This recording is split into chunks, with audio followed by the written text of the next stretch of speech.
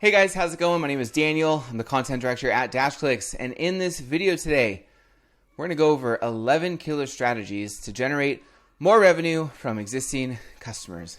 And the first strategy we're going to go over is creating a loyalty program.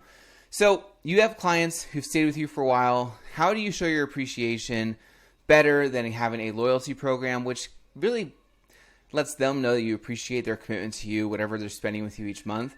And it also it also shows not just that, but also the appreciation that they're going to feel good about continuing doing business with you. So coming up with a loyalty program is really going to help you. Number 2 is unlock growth with the right pricing strategy. So some people get weird about this, but it is a strategy. It does work, and companies do it all the time. You start a customer on a certain price point, and over time you increase the price a certain amount, and in an expanse of a year or two, they went from $500 a month to $800 a month, right? So you can increase prices. That's the second strategy.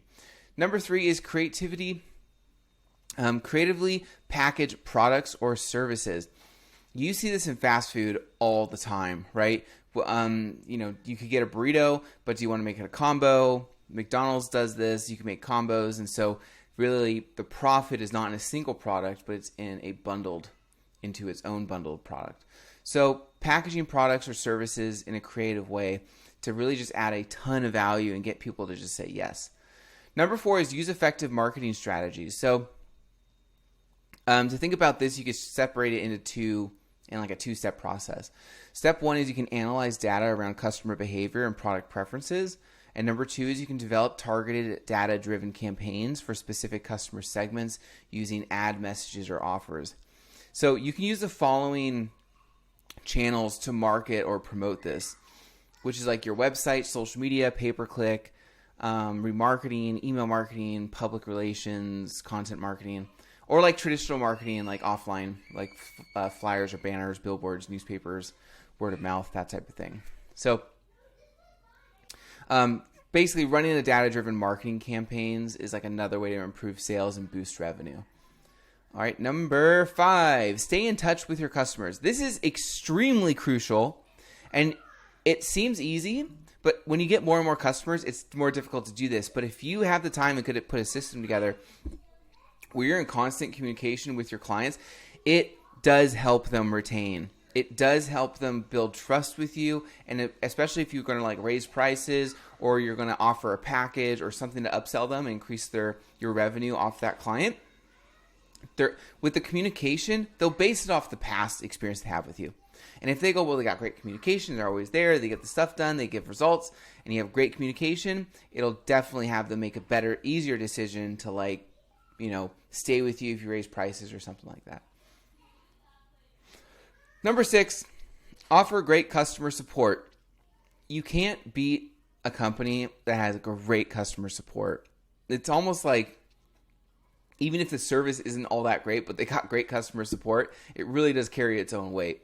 So you'll find that if focusing on customer support is really going to be a crucial thing. And this also is kind of builds a foundation for the customer feeling sturdy. So when you do, I keep mentioning this, if you're doing a strategy to upsell them or get more revenue out of a client, then if you have great customer support, this will be a good foundation to make that decision even more easy for them. Number 7 is make their first purchase special. So first impressions are everything. If you give them a great experience, onboarding's perfect, billing's perfect, you get the service implemented, you are providing a great service, that is their first interaction with you. And if you crush that interaction, it's going to really, again, they're going to have a great experience. First impressions are everything. And just to give you an idea to break this down further, maybe you send them a really great welcome email. Maybe you offer discounts and freebies. And I would say this, mind what you say to them, because it really does affect their first impressions. Number 8 is find the unmet needs of your customers. So if they become your customers, you kind of build a relationship with them a little bit more than a salesperson and a prospect relationship. It's deeper. You now have a relationship with a client relationship. Okay, you learn more details about them. You'll learn just about, typically a lot about their personal life, a lot about their business life, and you just get to know things at a deeper level.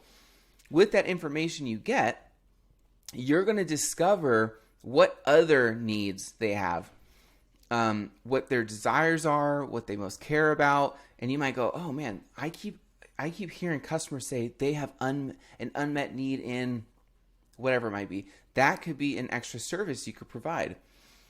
So to break this down further, map your customer's journey from start to finish, right? An idea would be like from where you just prospect them to where you sell them to where they become a client, when you onboard them, when you provide a service, when you get results. Map the whole thing, because that'll really show you what details or unmet needs that there are. Another point of this would be using existing customer data. So you might already have customer data. Go back and look at it, dissect it, and see what you can find, because it might surprise you. You might be able to create a new service out of it. Listen to the voice of the customer. Now, this is sort of overlooked a lot too, but your customers have the information you need to scale your business, to get more revenue, and to provide services to your future customers and current customers. They're going to be really crucial and just give you a better business and service. The feedback you get from your customers is something that you can actually take seriously and put and implement, because you want it to be a better experience for them anyways. The final point I want to make about this before we go to number 9 is perform competitive analysis. This one may have seemed obvious when I mentioned it, but looking at what your competitors are doing, who you know that are doing really great, dissect what's going on with them, and you might learn something where you can implement into your agency. Okay. Number 9, find opportunities for cross-selling or upselling. So this can get pretty in-depth, but I want to give you a quick little synopsis. So upselling and cross-selling. Let's say you get a customer in for $50 a month. It doesn't really matter, whatever the price is. And that's just the entry level. And maybe they jump in and you go, hey, by the way, if you want to do $20 more, then you for, what is that, $70 a month, then you get this and this. So you're upselling. So when you're bringing a client on, you can package things. You can say, oh, by the way, if you want this extra, it's only this much more. We'll throw this in for free. So you can add more value when you're onboarding someone. So don't be afraid to bundle things, throw in a freebie to get more of an upsell out of it, or a value ladder. So you get someone at 50, then you say, well, by the way, if you want to do 100, it's this. Okay, great. You do that, and then eventually you get them to the next level. So play around with these strategies when you bring on a client. What do you have to upsell them on? What do you have to cross-sell them?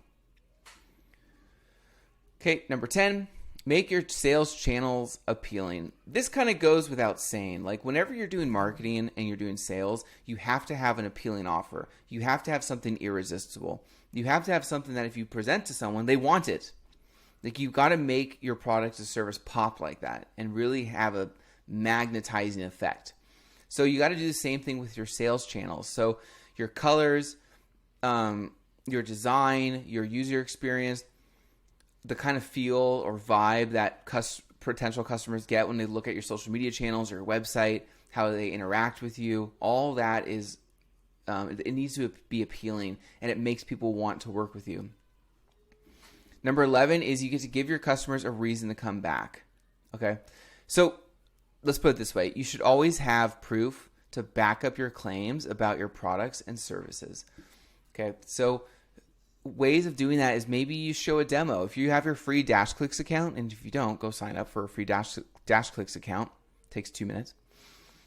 You could do a demo of your DashClicks dashboard and show them the transparency you're offering. If you want to see your reporting at any time, log into this beautiful dashboard, see all the reporting, and if you need help with anything, you can hit us up. We can do monthly calls, whatever. You have customer testimonials. All this stuff is ammunition so that when you cross-sell or upsell or increase prices or package things or say something where, hey, we would love for you to, go from 500 a month to 500,000 a month.